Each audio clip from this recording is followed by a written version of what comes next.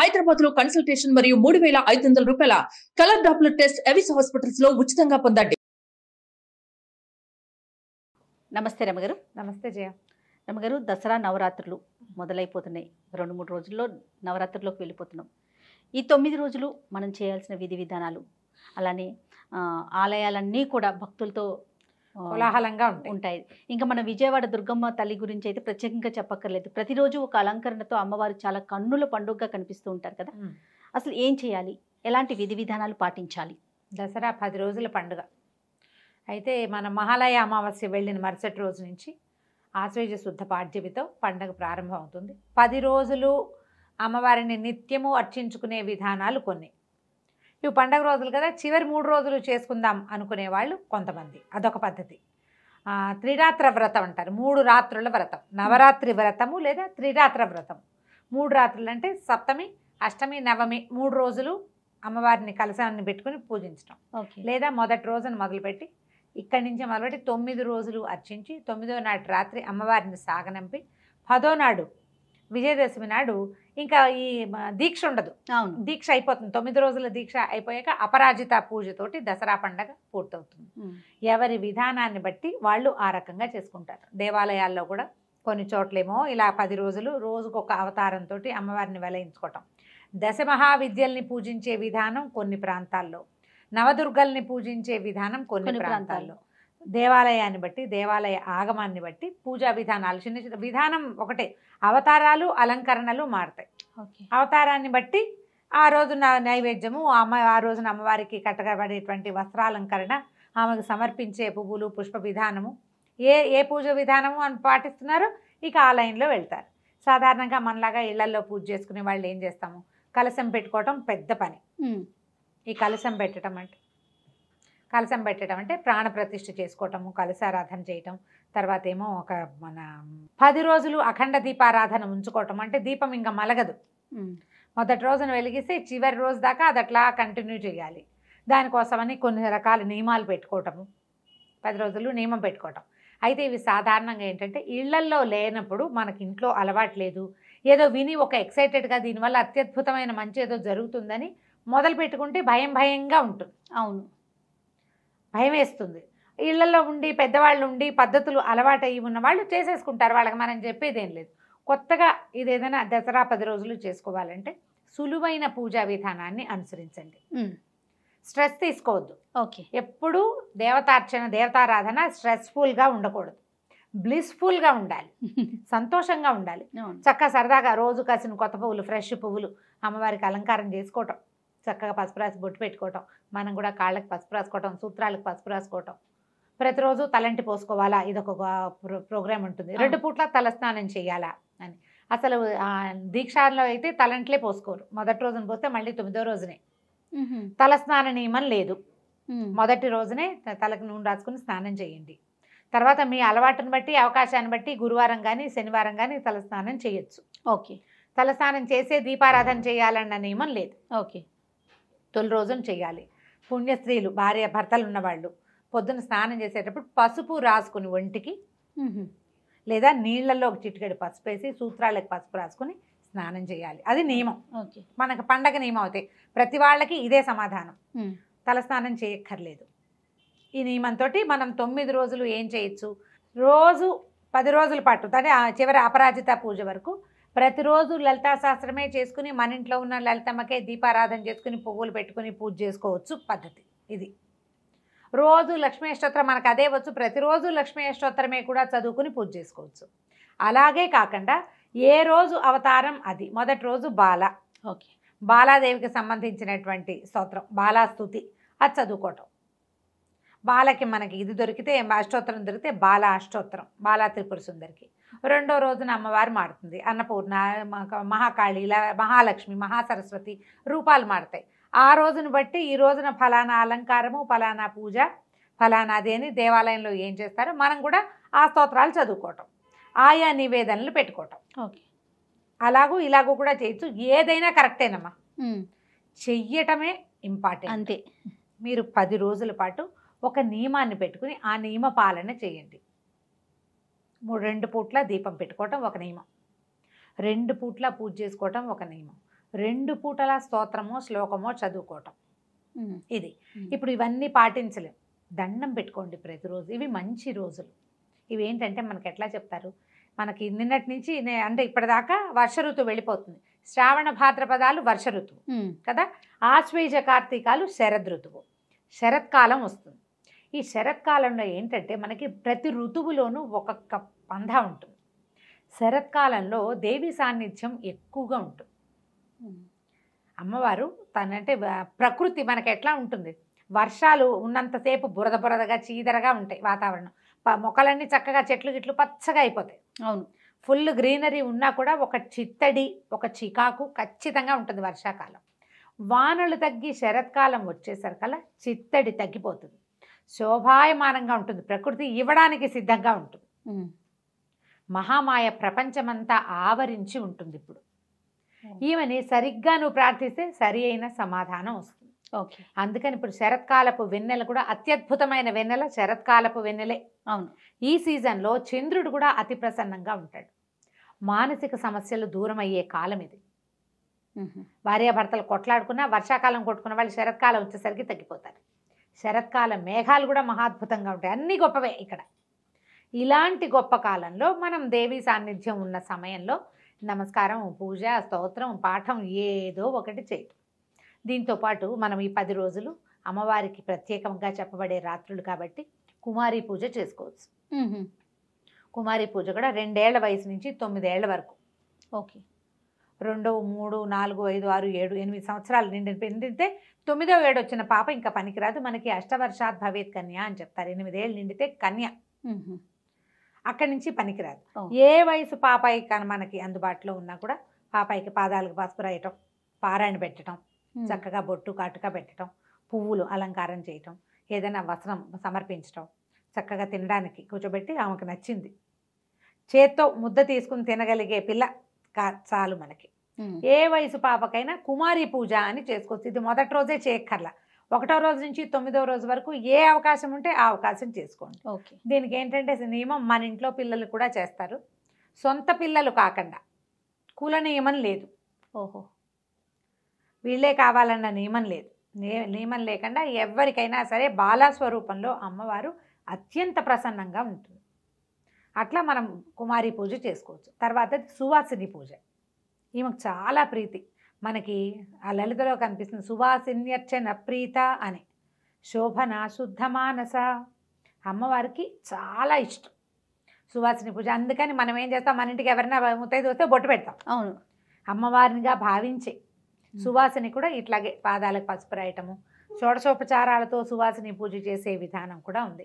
అంత పెద్ద ఎత్తున అందరూ చేయలేకపోతారు, అలవాట్లేదు. ఏదో తప్పు చేసాము, సరిగ్గా చేయకపోతే అదేదో చేయలేదు కాబట్టి ఇదేదో అయ్యిందనిపించి భయం వేస్తుంది. అవునవును, ఆ కంగారు ఏం పడదు. చక్కగా కాళ్ళకి పసుపు రాయటం, మన ఇంటికి ఎవరు వస్తే వాళ్ళకి బొట్టు పెట్టడం, గంధం రాయటం, చక్కగా పువ్వులు తలలో పెట్టుకునేందుకు పువ్వులు ఇవ్వటమో, మనమే పువ్వులు ముడవటము, గాజులు, ఓ రవికలు పట్టవో లేకపోతే చీరో అలంకరణ వస్తువులు ఇవ్వడం కూడా ఈ సీజన్లో మనం చేయొచ్చు. సుమంగళి పూజ, ఓకే, లేదా సువాసిని పూజ. ఓకే, రోజుకొకళ్ళకి చొప్పున ముత్తైదుకి మనం తాంబూలం ఇచ్చుకోవటం కూడా ఒక నియమంగా పెట్టుకుని చేసుకోవచ్చు. మీరు ఏది పెట్టుకున్నా ఓకేనే.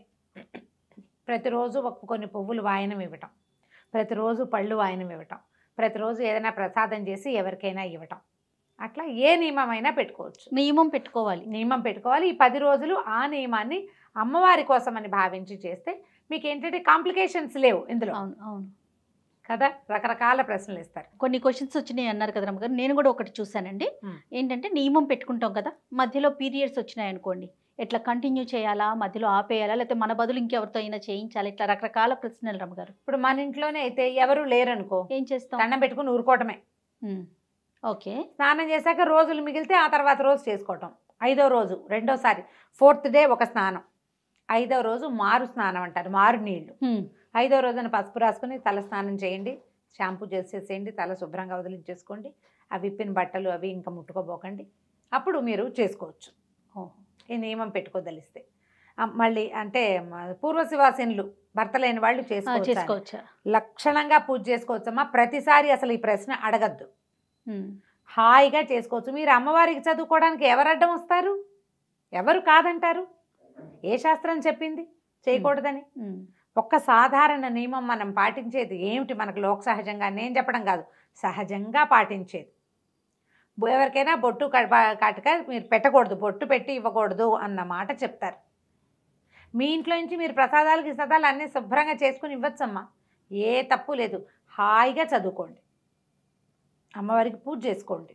పువ్వులు పెట్టి పూజించడానికి అభ్యంతరం ఏముంటుంది? ఏమీ అభ్యంతరం లేదు. దాని మీద ఇంకా ఆలోచించకండి, ప్రశ్నించకండి. ఒకళ్ళు చేస్తే రెండో వాళ్ళు మీరు ఇలా చేయకూడదు కదా, అలాంటి పిచ్చి మాటలు మాట్లాడిపోకండి. పరిస్థితులు ఎవరికి ఎప్పుడు ఎలా తిరుగుతాయో మనకు తెలియదు. దాని మీద అసలు ఆలోచనే లేదు. ఓకే. అఖండం పెట్టాలా, అది కూడా ఒక ప్రశ్న. అఖండం పెట్టడం నియమం కాదు, మన ఇష్టమా, మన ఓపిక, మన అలవాటు. అఖండం పెడితే అది మలక్కండా ఉండాలి, మీరు ఎప్పుడు ఇంటి పట్టున ఉండాలి. అది వెనక్కి జారిపోతుంది ఒక్కొక్కసారి, లేదా కొడి కడుతుంది. అలాంటప్పుడు కొడి తీసి కొంచెం సవరించాలి, ఆ శ్రద్ధ ఉండాలి కదా. తర్వాత నాన్ వెజ్ తినచ్చా, ఇది ఒక్కోల, ఇదే చాయిస్. మీరు నియమం పెట్టుకుని నేను తిన్ను నేను చెయ్యను అని పెట్టుకుంటే మీ ఇంట్లో వాళ్ళు ఒప్పుకోవాలి. సాధారణంగా పూజా విధానాలకి ఏం చెప్తారంటే అన్నిటికీ ఉపవాసాలకి భర్తలు ఒప్పుకోవాలి. మీరు ఇంట్లో ఒక పూజ చేసి ఒక నియమం పెట్టుకుంటే మీ భర్తలతో కొట్లాడి నియమాలు పెట్టుకోవద్దు, ఒప్పించుకుని పెట్టుకోండి.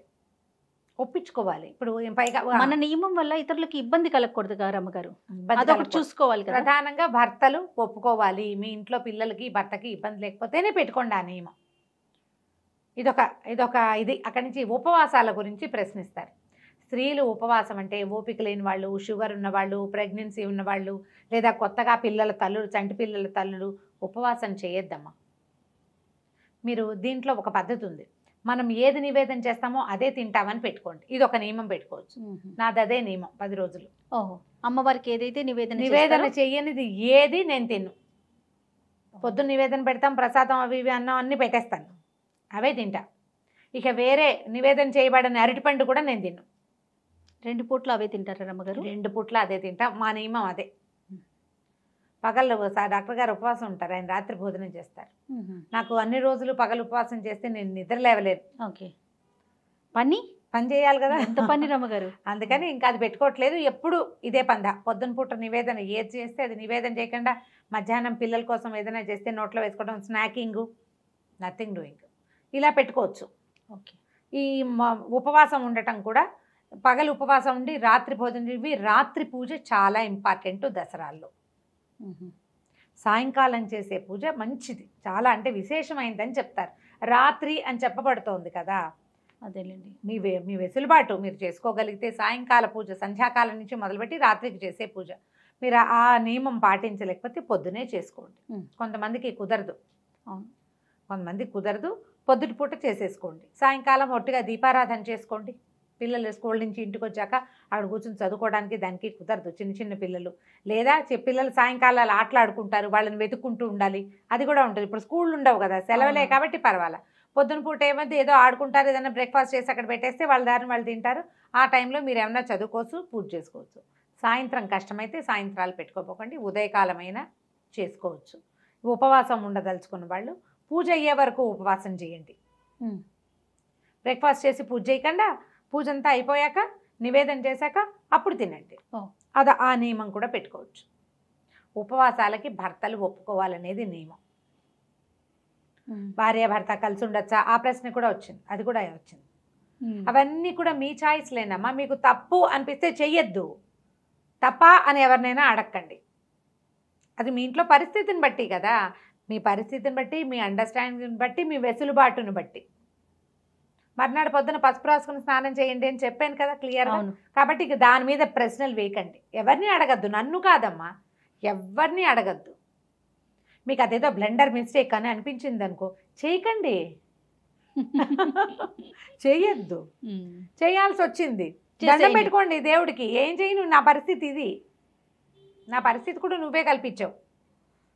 అయినా అన్ని బాగానే ఉన్నా మీ ఇష్టారాజ్యంగా చేయమని చెప్పటం లేదు. తప్పనిసరి అయితే చేయండి, ఏం పర్వాలేదు. పొద్దున్న స్నానం చేస్తే సరిపోతుంది, పసుపు రాసుకుని స్నానం చేయండి. సువాసనకి పసుపు రాసుకుని స్నానం చేయటమే చెప్తారు పెద్దవాళ్ళు. యథావిధిగా పూజ చేసుకోండి. నేను పూజ చేస్తాను, మా ఆయన దండం కూడా పెట్టాడండి, ఏం చేయాలి, మానేమనండి. ఇన్ని ప్రశ్నలు పంపించారు నాకు అసలు నాకే ఓ 50 ప్రశ్నలు వచ్చినాయి. అదే ఇదా అదని ఇంకా నేను అన్ని చెప్పలా, ఇంకేవో మిస్కొట్టి ఇచ్చేసి ఉంటా, కొన్ని ఇంకా వస్తాయి క్వశ్చన్స్. దీపం ఎటుపోయి ఎలా పెట్టాలి, 2 పూట పొద్దున పెట్టిన దీపం సాయంత్రం దాకా ఉండాలా అని. అలా ఏం లేదమ్మా, మీరు అఖండం పెడితే ఓ విధానం. కలశం పెట్టడం గురించి మీ ఇంట్లో ఆచారం ఉంటే, పెద్దవాళ్ళు ఉంటే వాళ్ళ పర్మిషన్ తోటి పెట్టుకోండి. లేని ఆచారాలని చెయ్యబోకండి. ఎందుకంటే స్వధర్మ నిధనం ఎప్పుడూ మంచిది. మీ ఇంట్లో ఏం చేస్తారో అది చేసుకోండి. మీకు సార్ చేసుకోవాలని ఉంటే పెద్ద పెద్దవి చేయబోకండి. నేను చెప్పినట్టు సింపుల్గా ఏదైనా చక్కగా చదువుకోండి, రోజుకొకటి. అయితే చాలా సందేహాలు, ధర్మ సందేహాలు చాలా ఉన్నాయి రమ్మగారు. ఈ నవరాత్రులకు సంబంధించి మనం ప్రతిరోజు కూడా అమ్మవారికి సంబంధించి ఆ రోజు అలంకరణ, ఆ రోజు పూజా విధానం, మనం పాటించాల్సిన విధి విధానాలు ఇవన్నీ కూడా మనం ప్రేక్షకులకి అందిద్దాం రమ్మగారు. ప్రతిరోజు 10 డేస్ రేపొద్దున అమ్మవారికి ఎలాంటి వస్త్రం సమర్పించాలి, ఏ అమ్మవారిని పూజించాలి, అవును, ఏ ప్రసాదం పెట్టుకోవచ్చు, అది కూడానమ్మా నేను చెప్తున్నానా. మనకు దుర్గగుడిని ఫాలో అవుతాం మనం. విజయవాడలో ఉన్న కనకదుర్గాదేవి ఇంద్రకీలాద్రి మీద ఉంది. అమ్మవారి దేవాలయంలో ఏం చేస్తారో అది చెప్తాం. అట్లనే అయితే దాంతోపాటుగా అక్కడ ఏం చేశారో అది చేయకపోతే కొంప మునిగిపోతుందని మాత్రం అనుకోవద్దు. అవకాశం ఉన్నంత వరకు చేయండి. లేకపోతే రోజు ఒకటే చదువుకోవచ్చు, అంతే. రోజు ఒక నైవేద్యమే పెట్టచ్చు. అవన్నీ విశేషాలు చేయలేరు. మీరు వండుకున్న అన్నం, పప్పు, నెయ్యేసి, బెల్లం వేసి నైవేద్యం చేయండి, అది కూడా పనికొస్తుంది. అబ్బే మేము చేయలేము, పాలు పళ్ళు పెట్టండి, అది కూడా పనికొస్తుంది. ఇది విధానం. కుదిరితే చేసుకోండి, ఎంత కుదిరితే అంత చేయండి, అసలు చెయ్యండి చాలు, అంతే. నమస్తే రమ్మగారు. నమస్తే.